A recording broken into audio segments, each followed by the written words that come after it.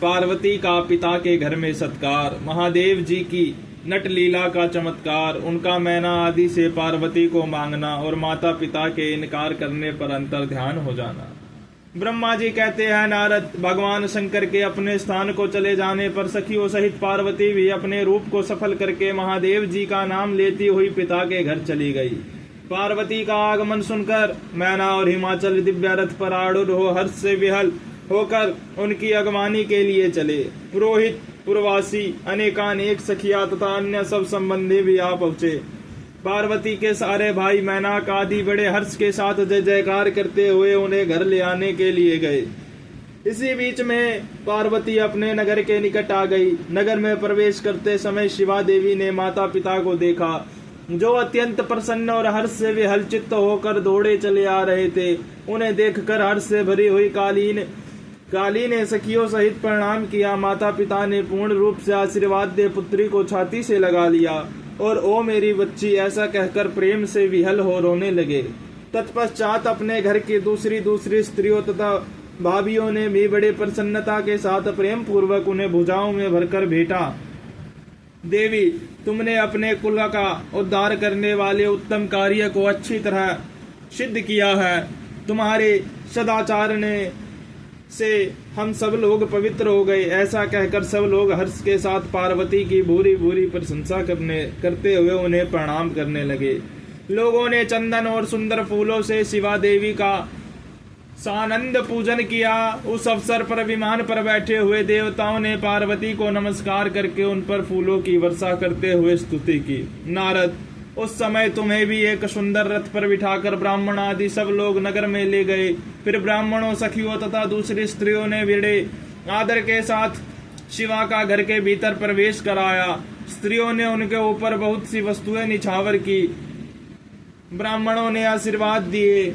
मुनीश्वर, पिता हिमवान और माता मेनका को बड़ी प्रसन्नता हुई।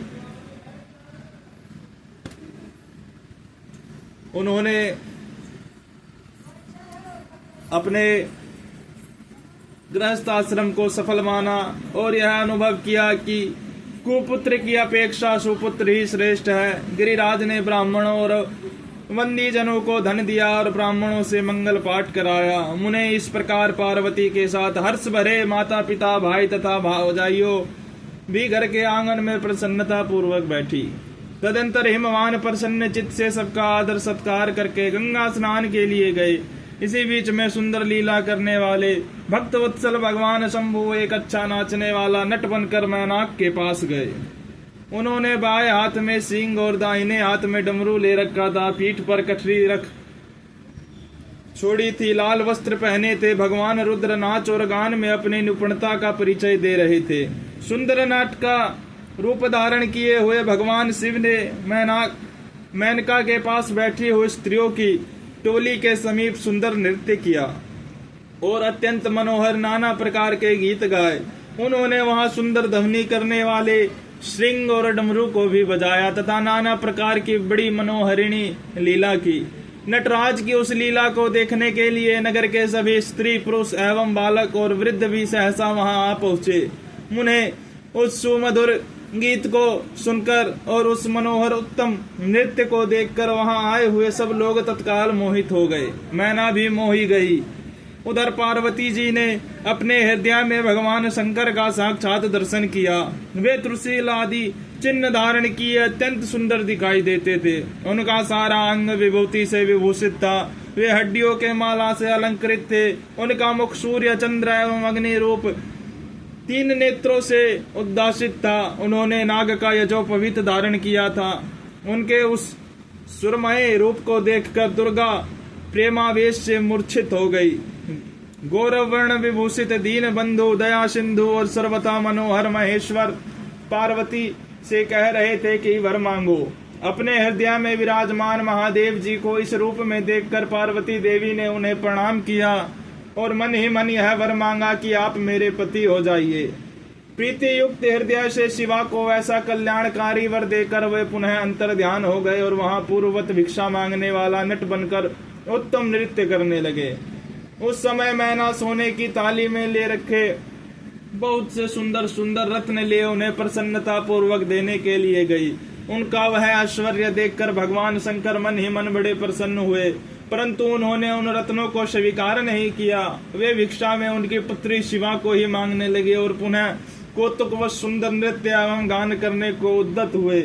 मैना उस भिक्षुक नट की बात सुनकर अत्यंत कुपित हो उठी और उसने डांटने फटकारने लगी। उनके मन में उसे बाहर निकाल देने की इच्छा हुई। इसी बीच में गिरिराज हिमवान गंगा जी से नहाकर लौट आए। उन्होंने अपने सामने उस नराकार भिक्षुक को आंगन में खड़ा देखा। मैना के मुख से सारी बातें सुनकर उनको भी बड़ा क्रोध हुआ। उन्होंने अपने सेवकों को आज्ञा दी कि इस नट को बाहर निकाल दो। मुनि श्रेष्ठ, वे नटराज विशाल काय अग्नि की भांति अपने उत्तम तेज से प्रज्वलित हो रहे थे। उन्हें छूना भी कठिन था, इसलिए कोई भी उन्हें बाहर न निकाल सका।